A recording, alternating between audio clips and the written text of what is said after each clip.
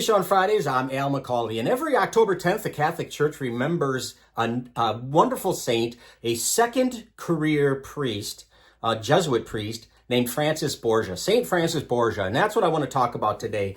Saint Francis Borgia lived in the 16th century from 1510 to 1572, and he was born in Spain, born into great wealth and great comfort and luxury and opulence. Now, you may have caught wind of what I said at the beginning. His last name was Borgia.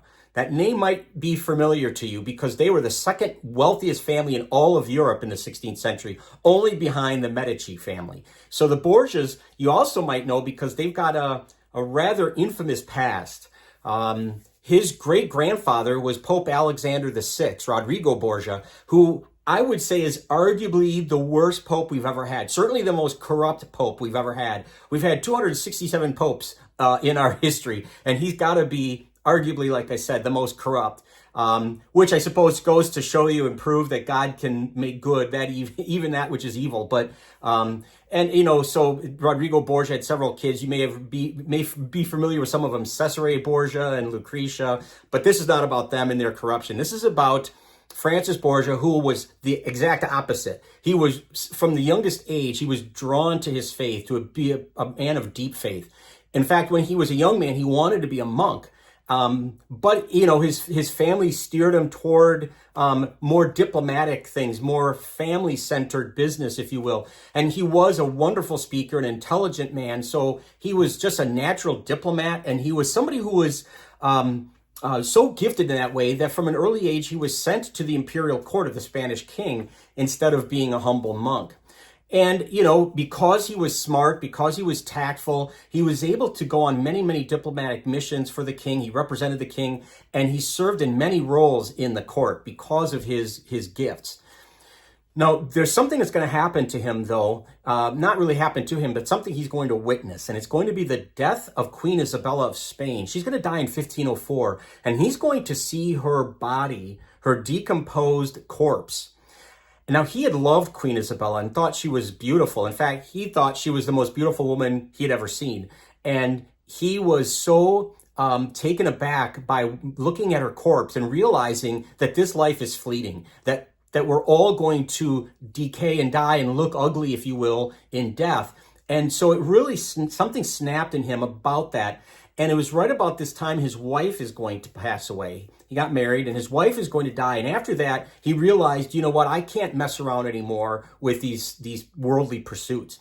And so he became a priest, studied to become a priest, and became a second vocation priest. He joined the Jesuit Order, gave up everything in the court. But because he was so gifted and well entrenched, and the king thought so much of him, even as a priest, he became a spiritual advisor to Charles V, King Charles V, who was also at this time what was called the Holy Roman Emperor. But he was Spanish. Anyway, he became a Jesuit. He just threw himself into this position. And because he's got such great organizational skills and diplomatic skills, he's going to leave his mark, not just on the Jesuit Order and on the church, but on the world. He's going to help to found 12, believe it or not, 12 different universities or colleges, including the very famous Gregorian University, which is located in Rome. His gifts were noticed by the order, and they eventually appointed him to be the superior general of the Jesuit Order.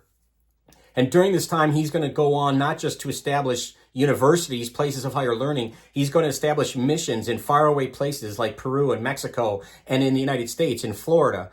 So the guy was, he was very active and very, just incredibly gifted man. Because he is setting up missions in the New World, and there was, unfortunately, slave labor going on, he was a strong advocate, an outspoken advocate, you could say, for humane treatment of natives, to not enslave people, but to treat them with dignity, etc. So there's that aspect of him as well, not just an organizational guy, but certainly a morally minded person. And his last diplomatic mission was in 1572, because that's when he fell ill and he's going to end up passing away. And he was, again, his holiness was so easily recognized that he was canonized in 1670, so less than 100 years after he died. When you look at paintings of him, you'll see a lot of different images, but one of them that you'll see oftentimes is him pondering a skull with a crown. And I suppose that would represent the story I mentioned about seeing Queen Isabella, that no matter what crowns or gifts or awards that we get, or medals, we get whatever status, power in this world, that it's eventually going to die. It's going to fade away.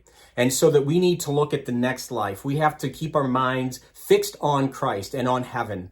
This is in Latin, it's called memento mori. It's I've talked about this in other episodes. It's the idea of remembering your death. And so we need to not let wealth be the master of us, right? Love the creator, not the creation, kind of a thing. Now, if we step back and look at this guy, what can Francis Borgia teach us for our own time? You know, he's been dead for 500 years, basically. What can we take from his life? Well, I think there are several lessons. Number one, I'd say that faith is an ongoing process, and we have to see our life through that faith. Any possessions or any gifts that we have to understand that they are fleeting, and that our faith is really what's going to last into the next world, if you will. The other thing I would say is to remember that circumstances can change in life. When he saw the dead Queen Isabella and his own wife passed away, it changed us. It changed his context. And so it changed him. And the only response he could have was one of faith. So when things change in our lives, and they're going to, because change is constant, you know, we have to see it through the lens of our faith and not just get caught up on, hopefully, the context of what's happening to me in the here and now. And I think if that's a bigger lesson too, by the way, is the idea of knowing what lies beyond us. It's not just me in this life. There's more to come, if you will, in the afterlife. Lastly, I would say this: our God is a God of surprises. You know, I'll bet that when he reached the heights of the king's court as a diplomat, he probably never thought he'd be a priest, much less the successful one and the superior general of the Jesuit Order. But God has plans that we don't understand. We never know what the Lord has in store for us. And so I would say to always be open to that, to the working of God in your life, to the Holy Spirit working in your life, to see what changes might be down the pike. And it might not be for bad, it might be for good, and to do his will. So anyway, Francis Borgia, good person to know. I say this all the time when I talk about saints. I'm scratching the surface here. There's so much more to this man that I didn't touch on because I don't have the time to.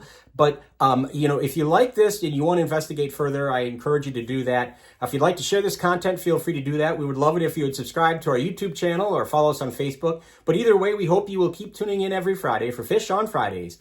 Until next time, please be good to each other, and God bless.